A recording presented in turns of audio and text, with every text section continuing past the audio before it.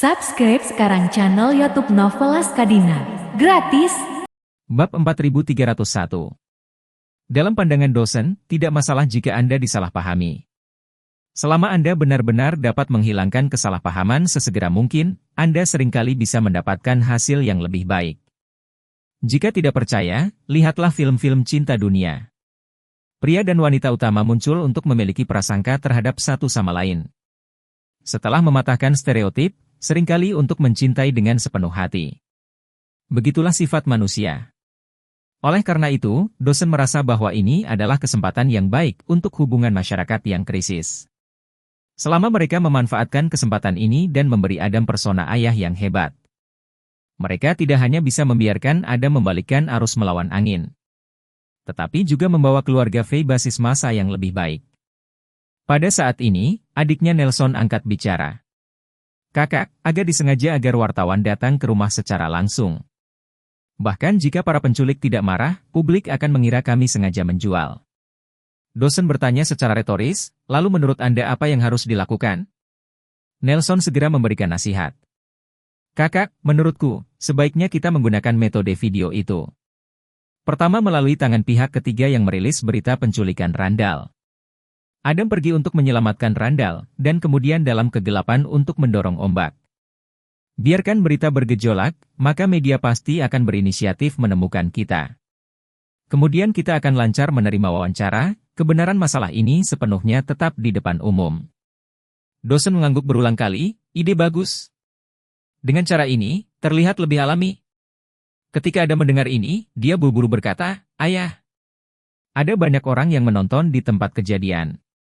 Dan beberapa dari mereka mengeluarkan ponsel mereka untuk merekam video. Mereka pasti telah menangkap seluruh proses video. Terutama proses mengeluarkan telinga Randall dari kotaknya. Jika video itu dipasang di internet, masalah ini akan selesai. Dosen segera berkata, pesan, tawarkan hadiah $100,000 untuk menemukan penembak video. Dan kemudian posting video ini di internet. Ya. Adam berkata, aku akan mengaturnya sekarang. Setelah mengatakan itu, dia mengingat sesuatu dan bertanya. Ayah, aku sudah mengendalikan wanita itu, haruskah kita menginterogasinya? Biarkan saja, tidak ada gunanya. Dosen melambaikan tangannya. Wanita itu jelas pion, tidak mungkin mendapatkan apapun bahkan jika dia terbunuh. Adam mengangguk, baik ayah, saya akan memberikan perintah. Saat Adam hendak mengikuti apa yang dikatakan dosen. Untuk mencari pejalan kaki yang telah mengambil video di tempat kejadian. Ponselnya tiba-tiba menerima pesan teks dari nomor yang tidak dikenalnya. Pesan teks berbunyi, jika Anda ingin putra Anda hidup, dalam 48 jam ke depan. Siapkan $200 miliar dalam mata uang digital kripto, jika tidak, tunggu untuk menerima mayat. Hati Adam tergagap dan berkata begitu saja. Ayah. Orang-orang ini berkata, mereka ingin $200 miliar sebelum mereka melepaskannya. Berapa banyak? Alis dosen berkerut, suara dingin bertanya. 200 miliar? Apakah orang-orang ini sudah gila? Penculik sialan macam apa yang berani meminta $200 miliar? Adam juga kaget, apa konsep $200 miliar? Menurut harga saham saat ini, dapat membeli 2 grup bisnis besar. Nelson, yang juga tercengang, mau tak mau bergumam. Ini bukan ketulusan sama sekali. Jika dia meminta sedikit lebih sedikit. 1 miliar atau 2 miliar dolar, mereka punya otak. Saat mereka meminta 200 miliar, tawar-menawar sialan ini tidak tahu bagaimana mengembalikannya. Dosen berkata dengan suara dingin, beritahu mereka bahwa selama mereka melepaskan Randall. Saya bersedia membayar mereka dengan cryptocurrency senilai 2 miliar dolar. Adam segera menelepon kembali pihak lain, tetapi tanpa kecuali, nomor teleponnya juga dimatikan. Dosen berkata dengan suara dingin, para bajingan ini, mereka bahkan tidak memberi kesempatan untuk tawar-menawar. Apakah mereka benar-benar berpikir bahwa mereka dapat memeras $200 miliar dengan menculik seseorang dari keluarga Faye? Adam bertanya kepadanya, Ayah, apa yang harus kita lakukan sekarang? Pihak lain hanya memberi kami 48 jam. Dosen berkata dengan wajah muram, tenanglah. Karena pihak lain memberi waktu 48 jam, maka kami tidak peduli padanya. 48 jam ini, yang harus kita lakukan di satu sisi adalah membalikkan opini publik. Di sisi lain adalah memikirkan segala cara untuk menemukan ninja-ninja ini. Jika kami tidak bisa, kami akan mengirim seseorang ke Jepang dan menangkap semua kerabat mereka. Dan jika mereka berani membunuh Randall, aku akan membunuh seluruh keluarga mereka. Bab 4302. Segera setelah itu, keluarga Faye memulai PR krisis mereka sendiri. Mereka mengirim sejumlah besar orang untuk mencari saksi di dekat insiden di Brooklyn. Diikuti dengan janji uang tunai $100 untuk membeli video yang menangkap apa yang terjadi pada saat kejadian. Selain itu, keluarga Faye juga berjanji akan menggunakan transaksi tunai untuk semua yang menyediakan video.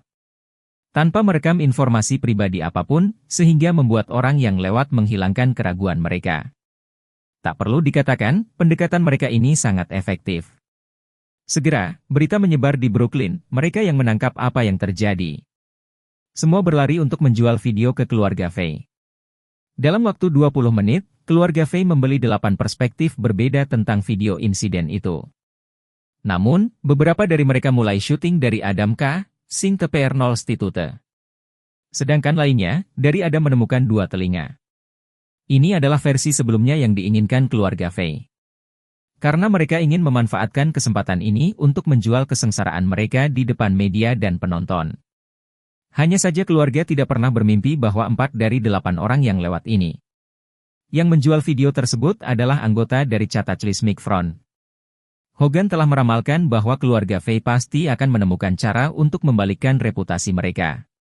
Dan pasti akan menggunakan kesempatan untuk menjual kesengsaraan. Jadi ini langkah demi langkah, semua dalam perhitungannya. Alasan mengapa para anggota Front Cataclysmic ini menyamar sebagai orang yang lewat di sekitar untuk mengambil video adalah untuk memberi keluarga Faye perisai dan amunisi yang dibutuhkan untuk pertahanan.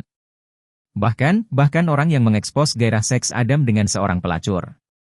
Di jalan pada awalnya juga seseorang dari Front Cataclysmic. Dosen tidak pernah bermimpi bahwa orang-orang yang menyerang mereka, selain orang-orang yang memberi mereka dukungan pertahanan, sebenarnya adalah orang-orang Charlie. Keluarga Faye yang kuat, pada saat ini, seperti tikus yang ditekan oleh Charlie di labirin. Tampaknya kehabisan setiap langkah, tetapi mereka tidak tahu bagaimana mereka berlari. Di mana mereka berlari, ada sepasang tangan besar yang tidak terlihat dalam kontrol yang tepat. Dan saat keluarga Faye sedang mencari videonya, Jesse yang bersembunyi di keluarga Faye juga melihat video Adam memecat gadis yang berdiri di jalan di internet. Hal ini membuat hatinya sangat terkejut, menurut akal. Randall menghilang, bukankah seharusnya Adam berusaha mencari keberadaan Randall? Bagaimana dia memiliki waktu luang untuk pergi ke jalan-jalan di Brooklyn? Dan apakah menghabiskan waktu $20 untuk menghajar gadis jalanan? Jesse tidak bisa mengetahuinya, jadi dia bergumam diam-diam. Mungkin ayah Randall juga punya fetis alternatifnya sendiri yang lebih unik. Mengatakan bahwa dia merasakan kedutan di perutnya. Itu sudah bagian akhir malam. Dan dia belum makan makanan panas sepanjang malam. Ini juga terutama karena pada hari kerja. Makanannya dibawakan oleh seorang pelayan yang khusus melayani Randall. Pelayan itu juga tahu bahwa dia adalah teman baik tuan muda. Jadi dia memberi perhatian ekstra padanya, dan datang setiap hari pada waktu makan untuk mengantarkan makanan. Berikan makanan dan bersihkan, dan bahkan 2 hari yang lalu. Dia bahkan dengan setengah hati melakukan S3X dengannya dan melayaninya dengan sangat nyaman. Namun, keluarga Faye tiba-tiba berubah pikiran. Seolah-olah semua orang tiba-tiba sibuk, pelayan itu juga tidak muncul sepanjang malam. Jesse juga tidak tahu apakah dia melupakannya atau terlalu sibuk untuk peduli. Tepat ketika dia lapar, langkah kaki datang, diikuti oleh ketukan di pintu. Dan di luar pintu, pelayan itu bertanya dengan lembut, "Apakah Anda tertidur, Tuan Muda Kiao?" Jesse buru-buru berguling dan bangkit, dengan cepat membuka pintu. Melihat bahwa wanita itu tidak membawa kotak makanan besar seperti yang dia lakukan sebelumnya. Kali ini dia hanya membawa kantong plastik, dia lalu buru-buru menariknya ke kamar. Ditanya dengan suara rendah, "Bagaimana situasi di luar sekarang? Apakah ada berita dari Tuan Muda Faye?" Pelayan itu menjelaskan dengan sedikit ketakutan, "Tuan Muda Randall belum ditemukan. Tuan Muda baru saja pergi ke Brooklyn dan membawa kembali 2 telinga manusia." Dikatakan sebagai Tuan Muda Randall. Bab 4303. Jesse tiba-tiba melebarkan matanya dan bertanya dengan ngeri, "Apa yang kamu katakan?" Dia benar-benar tidak menyangka bahwa di dunia ini, seseorang akan berani memotong telinga randal. Hal semacam ini, memotong telinga, mungkin tidak muncul sekali seumur hidup di antara keluarga besar. Karena metode ini agak terlalu kasar, tidak peduli keluarga besar mana. Setelah anggota keluarga dipotong telinganya, keluarganya pasti akan bertarung dengan pihak lain dengan cara apapun. Dia tidak bisa membantu tetapi bergumam dalam hatinya. Jika benar-benar ninja yang melakukannya, mereka pasti tidak akan punya nyali untuk melakukannya. Bagaimanapun, kekuatan keluarga Fei terlalu jelas bagi mereka. Meskipun Amerika Serikat dan Jepang dipisahkan oleh 10,000 mil. Tapi begitu keluarga Fei benar-benar mencari kematian. Seluruh ninja Iga berkumpul, mereka tidak cukup untuk keluarga Fei. Memikirkan hal ini, dia tidak bisa tidak berpikir. Mungkinkah pelaku sebenarnya di balik layar bukanlah ninja-ninja itu? Tapi kalau bukan ninja-ninja itu, siapa lagi? Tuan muda dari keluarga Fei bahkan tidak terlihat di mata. Jadi, aku khawatir kekuatan orang misterius ini sulit dipahami. Mata Jesse tiba-tiba berkaca-kaca, tanpa sadar bertanya pada dirinya sendiri dalam benaknya. Mungkinkah itu pembunuh Alan? Pada saat ini, tubuh ketakutan Jesse bergetar hebat. Seluruh orang juga menunjukkan momen ketegangan dengan beberapa trans. Dia tahu betul bahwa jika orang dibalik penculikan randal. Apakah benar-benar orang misterius yang membunuh saudaranya Alan? Dan membuat seluruh geng Italia menghilang ke udara tipis. Maka target berikutnya pasti adalah dirinya sendiri. Pelayan di samping melihat wajah Jesse penuh kepanikan, saat tubuhnya gemetar tak terkendali. Dia buru-buru bertanya, "Tuan muda Kiao. Anda? Apa yang terjadi padamu?" Jesse kembali sadar, dan dengan cepat melambaikan tangannya dan berkata, "Tidak ada apa-apa. Aku tidak berharap. Saya tidak berharap seseorang berani melakukan ini pada Tuan Muda Fei." Ya, pelayan itu juga tidak bisa menahan nafas, aku mendengar bahwa tuannya menjadi gila. Jesse buru-buru bertanya, "Apa lagi yang kamu dengar?" Pelayan itu berpikir sejenak, sisanya sepertinya bukan apa-apa. Saya mendengar bahwa setelah Tuan Muda diculik, pengurus rumah membiarkan kita semua pergi untuk melayani para wanita keluarga. Takut siapa yang tidak tahan rangsangan sesuatu terjadi. Nenek buyut melihat telinga Tuan Muda randal, dia langsung terpana. Saya telah mengikuti pelayan, hanya seseorang yang mendapat giliran, saya bergegas membawakan Anda makanan. Berkata, dia buru-buru menyerahkan kantong plastik di tangannya kepada Jesse.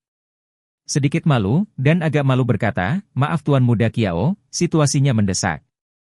Aku tidak punya waktu untuk pergi ke dapur untuk memasak untukmu, jadi aku membawakan beberapa makanan yang nyaman." Jesse tersenyum sedikit, mengangguk, dan berkata, "Terima kasih." Pelayan itu berkata dengan malu-malu, "Tuan Muda Kiao, Anda tidak harus sopan dengan saya. Ngomong-ngomong, aku sudah menjadi milikmu." Jesse mengangguk, sengaja berpura-pura bodoh, dan tersenyum, tetapi di dalam hatinya, dia mengutuk. Sial, barang yang tidak bisa di atas panggung, dan masih ingin berpura-pura murni dan dekat, apa-apaan. Namun, dia tidak memiliki kelainan di permukaan. Sebaliknya, dia berkata dengan sangat lembut, "Edna, awasi aku. Jika ada sesuatu yang ditemukan di sana, ingatlah untuk memberitahu saya terlebih dahulu." Dengan itu, dia melepas arloji Richard Millernya yang bernilai lebih dari $3 juta dan menyerahkannya kepada pelayan. Mengatakan dengan serius, "Edna, saya datang ke New York dengan tergesa-gesa dan tidak punya apa-apa untuk diberikan kepada Anda. Jadi, ambillah jam tangan ini sebagai hadiah kecil dariku." Pelayan itu telah bekerja di keluarga Fei selama 5 tahun. Dan meskipun dia tidak punya banyak uang, dia pasti berpengetahuan luas. Dia tahu bahwa Richard Miller adalah merek jam tangan yang sangat mahal. Dan jam tangan standar akan berharga beberapa ratus ribu dolar untuk memulainya. Dan pakaian yang dikenakan Jesse adalah edisi terbatas, dengan harga setidaknya 2 atau 3 juta dolar. Melihat bahwa Jesse akan memberikan arloji ini padanya, dia terkejut dan senang dan ingin mengulurkan tangan untuk menerimanya. Tapi kemudian berkata dengan wajah gugup, "Tuan Muda Kiao. Ini terlalu mahal. Aku tidak bisa menerimanya." Jesse berkata dengan sangat serius, "Edna, kamu baru saja berkata, kamu sekarang adalah orangku. Saya tidak memberikan hadiah kepada wanita saya sendiri, bagaimana saya bisa tidak pelit? Bab 4304. Begitu pelayan mendengar ini, hatinya langsung manis dan dia berkata dengan gembira. Lalu, terima kasih Tuan Muda Kiao. Jessie tertawa, tidak perlu bersikap sopan padaku. Mengatakan itu, dia menambahkan, ketika masalah ini selesai dan Tuan Muda Fei kembali dengan selamat. Aku akan memberitahunya bahwa mulai sekarang kamu harus berhenti bekerja di keluarga Fei dan datang ke Seattle bersamaku. Pelayan itu terkejut dan bertanya, Tuan Muda Kiao, apakah Anda serius? Tentu saja. Jessie menyentuh wajahnya dan berkata dengan lembut. Kamu adalah wanita yang aku suka, aku tidak bisa membiarkan wanita yang aku sukai bekerja sebagai pembantu di rumah orang lain. Kamu ditakdirkan untuk menjadi menantu perempuan, biarkan orang lain melayanimu dan menjagamu. Bagaimana saya bisa membiarkan Anda mengurus orang lain? Kata-kata cinta ini dari Jessie, presiden yang mendominasi. Membuat pelayan itu segera jatuh jauh ke dalamnya, dan seluruh dirinya seolah jatuh ke dalam lautan Merisu. Dia merasa seperti Cinderella yang paling bahagia di dunia, akhirnya menunggu pangeran tampannya. Impian keluarga mewah, yang telah digarap di berbagai drama TV. Dan sastra sejak kecil secara instan dan tak terbatas diaktifkan oleh Jessie. Membuat seluruh dirinya sangat bersemangat. Jadi dia tersedak, sambil terisak, berkata, Kiao. Tuan Muda Kiao. Kamu. Apakah kamu benar-benar tidak keberatan denganku? Tidak masalah. Tentu saja, saya tidak keberatan. Jessie meraih tangannya dan mengelusnya sambil tersenyum. Jangan terlalu banyak berpikir sekarang, tunggu Tuan Muda Fei kembali tanpa khawatir. Aku akan menyebutkannya padanya, dan aku yakin dia pasti tidak akan menolak. Oke, pelayan itu menganggukkan kepalanya seperti bawang putih. Hatinya sudah bersemangat sampai-sampai tidak ada tambahan. Pada saat ini, Jessie sepertinya tiba-tiba teringat sesuatu, dan buru-buru berbicara. Benar Edna, saya benar-benar khawatir tentang Tuan Muda Fei. Jika sesuatu terjadi padanya, aku khawatir itu juga akan mempengaruhi kebahagiaan kita berdua. Jadi selama periode waktu ini, jika kamu memiliki kesempatan untuk mendekati keluarga Fei, kamu harus yakin untuk membantuku memperhatikan apakah mereka telah menyebutkan ninja. Jika demikian, dan jika ada peluang bagus, kamu harus menggunakan kecerdasanmu untuk menciptakan peluang, mengerti? Selain orang misterius yang membunuh saudaranya, yang paling dia khawatirkan adalah ninja. Jika hal ini benar-benar dilakukan oleh ninja, dia akan benar-benar tamat. Karena ninja-ninja itu disewa olehnya, begitu keluarga Fei menyelidiki lapisan ini. Mereka bahkan tidak bisa melompat ke Sungai Kuning. Alasan mengapa dia mempekerjakan ninja-ninja itu adalah untuk membantu cucu mereka menculik seorang aktris populer. Sehingga dia bisa memenuhi keinginan sadis untuk membunuh seorang aktris? Jika dia benar-benar mengatakan itu, dosen, percaya atau tidak, akan langsung membunuhnya. Otak pelayan sudah membayangkan pernikahan akbarnya dengan Jessie. Dan ketika dia mendengar Jessie mengatakan itu, dia menyadari bahwa kebahagiaan seumur hidupnya sekarang terletak pada randal saja. Jadi dia berkata tanpa berpikir, Tuan Muda Kiao, jangan khawatir, saya pasti akan mengawasinya. Jessie mengangguk puas dan menambahkan, ingat, Anda tidak boleh memberitahu siapapun tentang apa yang saya katakan, termasuk orang terdekat Anda. Pelayan itu tidak bisa tidak bertanya, Tuan Muda Kiao, bisakah saya memberitahu orang tua saya tentang kami berdua? Mereka selalu mengkhawatirkan masalah hidup saya. Dan jika mereka tahu bahwa aku bersamamu, mereka akan sangat lega. Tidak pernah. Jessie buru-buru berkata, begitu masalah ini tersebar sebelumnya, itu pasti akan diketahui oleh orang lain. Berkata, dia juga buru-buru menghibur, Edna, kamu harus ingat, aku ingin membawamu ke Seattle. Aku ingin kamu tinggal bersamaku, tapi kamu tahu, kamu sekarang dengan identitas pelayan. Jika berita itu keluar, kami berdua akan berada di bawah tekanan besar. Jadi, rencanaku adalah meminta Tuan Muda Fei untuk membantuku ketika saatnya tiba. Agar dia bisa menghapus semua riwayat dan filmmu pernah bekerja sebagai pelayan di keluarga Fei. Dan kemudian saya akan memberi Anda identitas baru, dan kemudian memberi Anda gelar dari universitas terkenal. Dan mengemasmu sebagai wanita dari keluarga kutu buku. Dengan cara ini, di masa depan, jika Anda mengikuti saya masuk dan keluar dari masyarakat kelas atas, tidak ada yang akan melihatmu dengan kacamata berwarna. Namun, jika masalah ini bocor terlebih dahulu ketika saatnya tiba. Kalau orang lain mengekspos identitasmu sebagai pelayan, saya khawatir orang tua saya tidak akan setuju dengan kami berdua, dan Anda juga akan menghadapi tekanan besar. Jadi, sebelum Tuan Muda Fei kembali dengan selamat, masalah ini harus dirahasiakan, dan tidak boleh diketahui oleh siapapun selain kamu dan aku, mengerti? Bab 4305. Pembantu itu, pada titik ini, telah lama lumpuh oleh rangkaian kata-kata berbunga-bunga Jesse. Mendengar Jesse mengatakan bahwa dia juga akan mengemas latar belakang identitas baru untuknya. Ini langsung menusuk tempat sensitif di hatinya yang selalu rendah hati dan rapuh. Ini membuat hatinya hanya berterima kasih padanya. Merasa bahwa orang ini adalah bidadari yang akan membawanya keluar dari jurang ke dalam surga. Jadi, dia tidak memiliki keraguan sedikit pun tentang apa yang dikatakan Jesse. Dengan rasa terima kasih, dia setuju untuk melakukannya. Sekarang Jesse untuk sementara lega. Dia tahu bahwa dia berada dalam posisi yang canggung, dan tinggal di keluarga Fei hanya sementara aman.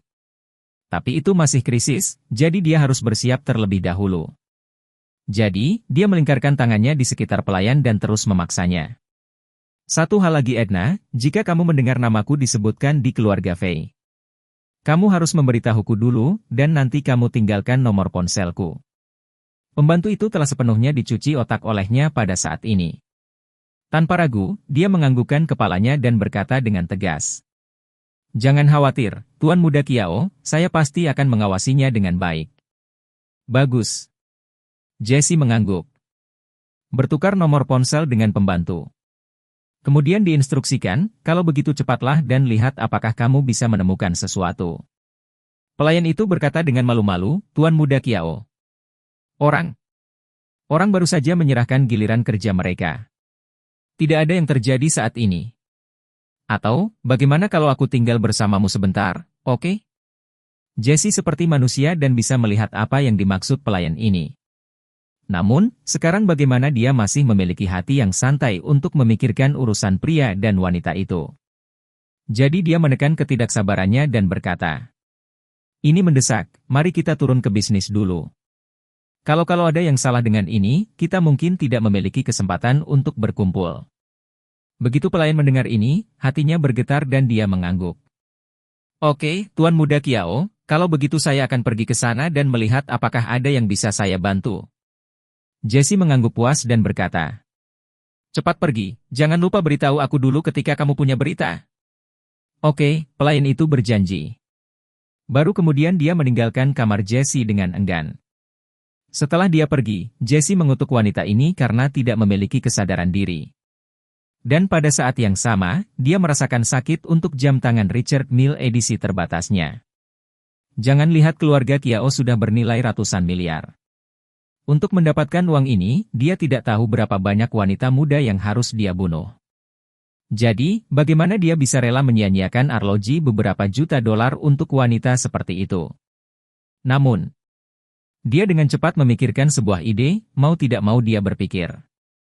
Jika masalah ini bisa berlalu dengan damai, maka sebelum aku meninggalkan keluarga Fei, aku hanya akan menipunya, membiarkan orang membawanya pergi.